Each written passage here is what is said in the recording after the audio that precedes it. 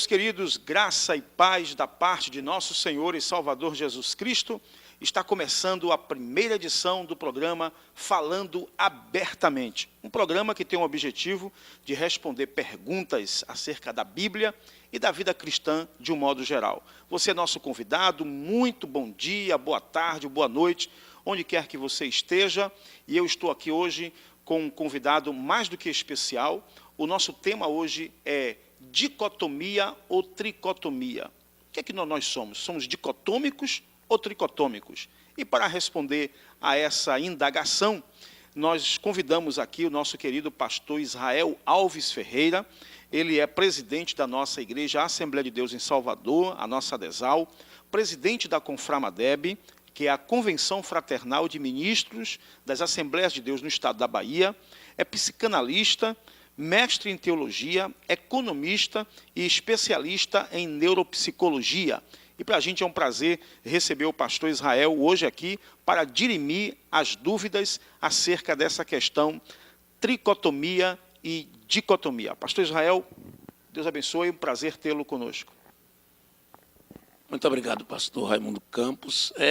Quero parabenizar pela iniciativa desse espaço de debate bíblico, com a finalidade de esclarecer dúvidas que as pessoas tenham. Claro que pode não estar de acordo com o seu ponto de vista teológico, nós temos que falar sobre aquilo que nós cremos na palavra de Deus. Então, quando nós falamos em dicotomia e tricotomia, nós estamos falando na área de antropologia e antropologia bíblica, que a antropologia é o estudo do homem. Então, quando se estuda essas duas correntes, nós estamos falando de antropologia. Dicotomia quer dizer alguém que acredita teologicamente que o homem é formado de corpo, que é o material, e da parte imaterial, que pode ser chamada de alma ou espírito. E tricotomia é aqueles que acreditam que o homem tem corpo, alma e espírito. Então, existe um debate bastante amplo, é uma corrente que crê na dicotomia, que diz que vem de princípios desde Agostinho, chamado Santo Agostinho pela Igreja Católica, um dos maiores teólogos da Igreja Católica, que muitos teólogos cristãos copiam coisas dele, cristãos não católicos. E essa mesma corrente ainda diz que os tricotômicos são as pessoas que seguem o princípio da cultura grega, porque Platão, nos seus termos filosóficos, falava um pouco sobre essa tricotomia de uma forma indireta, e acho que nós seríamos platonistas, né? Mas, à luz da Bíblia, nós vemos que o homem é formado de material e imaterial. Só que o imaterial, ele é espírito e alma. Quando você lê o Novo Testamento, você não vê essa divisão tão clara assim, mas você vê termos teológicos, termos no hebraico para alma e termos para espírito, não é? Alma é neplesh e espírito pneuma. No Novo Testamento, você vai ver que isso fica mais claro. Até na tentação de Jesus, ele foi tentado na alma, no corpo e no espírito. E o grande teólogo do Novo Testamento, pastor Raimundo Campos, é Paulo. Paulo, o grande teólogo da igreja. Não é? Ele veio até fazendo uma comparação entre o Velho e o Novo Testamento, e Paulo veio trazendo a teologia da igreja primitiva, e a igreja atual é a teologia de Paulo. Ele tem nas suas cartas uma teologia completa. E Paulo tem dois textos muito significativos, que é 1 Tessalonicenses 4:23, diz que o espírito, alma e corpo tem que ser encontrado irrepreensível, e esse texto de Hebreus, que eu acho ele muito mais importante até para definir isso, muito definitivo, muito decisivo, é quando ele diz em Hebreus 4:12, que pode ser Paulo também ou outro escritor, mas me parece ser Paulo, que a palavra de Deus é viva e eficaz, é mais penetrante do que espada de dois gumes, e penetra até a divisão da alma e do espírito. Se existe divisão de alma e do espírito, é porque existe alma e existe espírito, e obviamente que existe o corpo. E é uma coisa interessante que no grego a palavra alma vem da palavra psique. E psique é a palavra que se usa na psicologia, na psiquiatria, para definir os pensamentos e sentimentos, as emoções das pessoas, que é a palavra mente. Mente e psique são palavras semelhantes. Então, alma, no original grego, é psique. Psique é pensamento, é mente, é emoção, é vontade, é desejo. E quando você começa a trabalhar a questão no Novo Testamento, você vê que fica muito claro que o Espírito é a nossa relação com Deus, relação com o divino. Todo homem tem essa carência de uma divindade. Até o ateu, ele crê em alguma coisa. Até crê no ateísmo, mas ele crê em alguma coisa. Lhe interromper aqui só para... O pessoal que defende a dicotomia fala da questão da unidade do homem, né? Lá, em Gênesis, quando Deus disse assim, formou o homem, soprou em suas narinas o fôlego de vida, e o homem se tornou uma alma vivente. Então, o pessoal que defende a dicotomia acha que essa expressão, e o homem se tornou uma alma vivente, fala do homem, da unidade do homem, o homem como um todo. E que Deus soprou ali o fôlego de vida, e que ali, aquele fôlego de vida, para alguns, em alguns momentos, o Espírito, no Antigo Testamento, em alguns momentos, a alma. Aí eles colocam aqui, por exemplo, eles dão esse exemplo aqui, o senhor vai elucidar para a gente aqui. Eles falam assim, por exemplo, em relação à salvação, eles dizem, é associada tanto à alma como ao Espírito. Aí eles citam um texto, Tiago 1:21, diz assim, acolhei com mansidão a palavra implantada em vós, a qual é poderosa para salvar as vossas almas. 1 Coríntios 5:5 diz assim, entregue a Satanás para a destruição da carne, a fim de que o espírito seja salvo no dia do Senhor.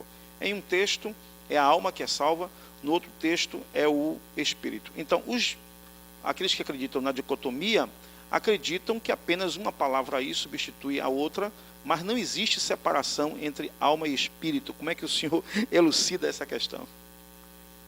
Na verdade, quando Deus soprou na narina do homem, ele soprou a vida. E essa vida é composta de alma e espírito. É interessante pensar que tem texto que fala de alma e texto de espírito. Ou seja, a Bíblia não abre mão das duas palavras, dos dois termos, alma e espírito. No Velho Testamento isso não fica tão claro. Mas quando Deus soprou, o sopro de Deus foi vida, que é alma, e foi o Espírito de Deus no homem. Obviamente Deus podia soprar o que ele quisesse no homem, e esse sopro, esse contexto do Velho Testamento não fica tão claro. Mas Paulo, que é o teólogo que sintetiza o Velho Testamento, ele é o homem que sintetiza a relação do Velho com o Novo Testamento, ele fala de esse texto de Hebreus, é um texto muito interessante. Ele fala de separação, obviamente que a unidade do homem não está prejudicada quando se fala em corpo e alma. Mesmo quando você fala de corpo e só alma, falar de corpo, alma e espírito não mexe na integridade do homem. É como Deus trino. Mas ele é o Pai, Filho e Espírito Santo que formam um só Deus. Então, até tem essa comparação interessante. Tem uma comparação interessante também quando se fala no templo, na reconstrução de Jerusalém, que tem até material escrito sobre isso, que o templo representa o espírito, a cidade representa a alma e o muro representa o corpo, que é a restauração a simbólica do nossa. E tem a comparação do tabernáculo, né? O Santo dos Santos, o lugar santo, e o átrio, que formaria também uma triunidade do tabernáculo, como nós somos o tabernáculo, segundo o próprio Paulo diz, esse tabernáculo teria também essa função. E não existe nenhum teólogo hoje no mundo que consiga contestar esse termo de Paulo, da divisão da alma e do espírito, que a palavra é tão profunda que vai na separação do inseparável, na divisão do indivisível. Não é indivisível, mas a palavra vai onde ninguém chega. Ninguém divide alma de espírito. É isso que Paulo está dizendo. Mas a palavra penetra nessa divisão. Que divisão é essa? Do homem que tem uma relação com Deus, mas a relação do homem consigo, com os outros, no mundo das emoções, no mundo da comunicação entre as pessoas, é o mundo da alma. Então, essa separação que é tão melindrosa, só a palavra de Deus penetra. O senhor acha, por exemplo, Jesus no jardim do Getsemane falou, a minha alma está cheia de tristeza até a morte. Na cruz ele disse, em tuas mãos entrego o meu espírito. Seria aí, então, realmente Jesus ratificando de que a alma é o centro realmente das emoções, dos sentimentos do homem, e o espírito é aquele ser que vai voltar para Deus, como disse Salomão lá em Eclesiastes 12. Você trouxe um exemplo muito significativo da própria pessoa de Jesus. Porque quando a gente fala de angústias, de ansiedades, de depressão, está falando de patologias da alma. Quando nós falamos de opressão demoníaca, estamos falando de patologia do espírito. Então, Jesus falou dos dois sentimentos que ele teve na alma. E a alma está angustiada. A alma se angustia, a alma se entristece, a alma se deprime. Mas quando é na hora da morte, ele fala, naturalmente entrega meu espírito. Porque o espírito é a relação do homem com Deus. O espírito é quando o homem se relaciona com o que é divino. Então, eu acho que aí Jesus mesmo definiu nos sentimentos dele, né? Por você dizer, estou sentindo a presença de Deus, é um sentimento do espírito. Mas você diz, eu estou angustiado, estou triste, estou desmotivado, é uma ação da alma.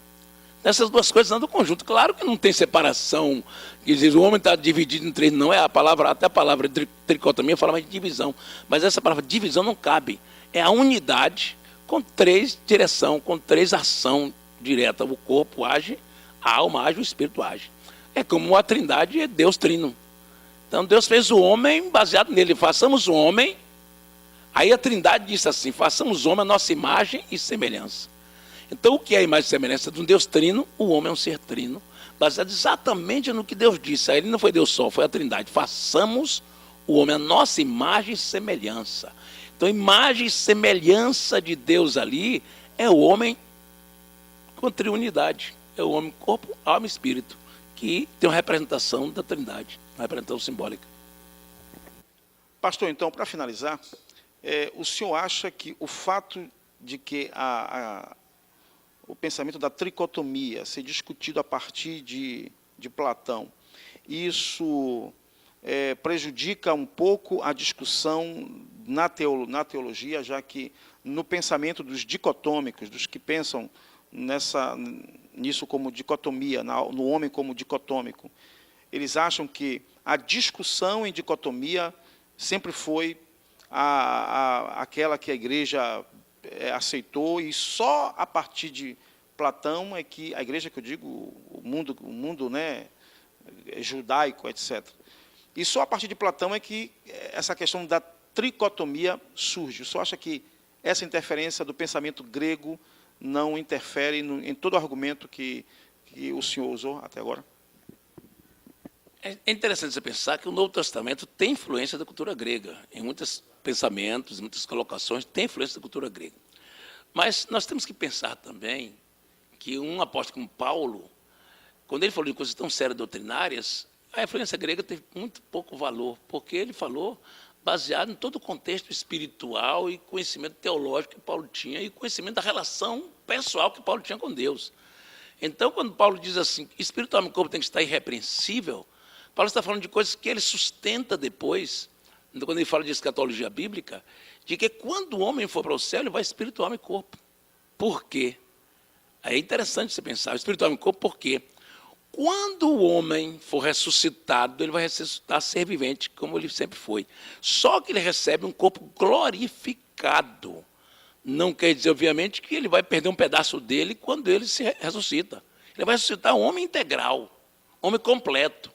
Então é interessante você pensar que Paulo fundamentou na escatologia que ele fala do novo corpo que você vai receber, um corpo glorificado, incorruptível, e obviamente que, como nós pensamos em espírito e alma como o homem interior, que é o dicotômico que junta os dois para dizer que o imaterial pode ser chamado de alma ou espírito, mas a explicação teológica que nós nos baseamos, mas é no de Paulo, porque Paulo ele traz uma síntese de toda a teologia bíblica, é interessante você pensar, inclusive do Velho Testamento. Paulo sintetiza quando ele escreve o livro de Hebreus, que se diz que foi Paulo, mas o livro de Gálatas, o livro de Romanos, são livros que Paulo traz uma síntese da doutrina do Velho Testamento e do Novo.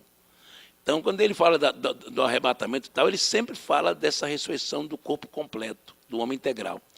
Então, eu entendo que a base grega, por exemplo, os gregos falam muita coisa interessante que pode ser tomado filosoficamente, mas, doutrinariamente, quem inspirou os escritores da Bíblia foi o Espírito Santo. Então, o Espírito Santo inspirou Paulo. A gente não pode, porque quando a gente se baseia que Paulo pode ter se inspirado em Platão, e nós estamos esquecendo que a inspiração dos escritores da Bíblia não é nenhum filósofo. Ele pode até usar pode ser um pregador, pode ser qualquer pensamento de qualquer, mas a inspiração da mensagem é o Espírito Santo quem dá.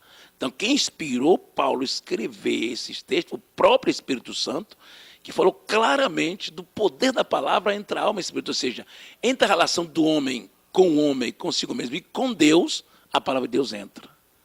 Então, eu quero que você que está nos ouvindo hoje, lembre dessa palavra de Paulo, irrepreensível, corpo, como templo, né, o templo da alma e do espírito, a sua alma como seus sentimentos, pensamentos, vontades, desejos, e seu espírito, sua relação e intimidade com Deus, que estejam irrepreensíveis. Deus abençoe. Muito bem, Deus abençoe nosso querido pastor Israel Alves Ferreira. Dúvidas dirimidas, Deus abençoe nosso irmão Jean, lá do Rio Sena, que foi quem levantou a questão, somos tricotômicos ou dicotômicos? Nós queremos agradecer a presença do pastor Israel Alves Ferreira, por disponibilizar o seu tempo, estar aqui conosco, nos ajudando a entender melhor essa questão da antropologia, não é, pastor? É a ciência que estuda o homem. Deus abençoe. Pastor, Deus abençoe, muito obrigado pela sua presença e é um prazer sempre tê-lo conosco aqui, viu? Vai ser um prazer tê-lo novamente aqui. Deus abençoe a você. Até o próximo programa, Falando Abertamente.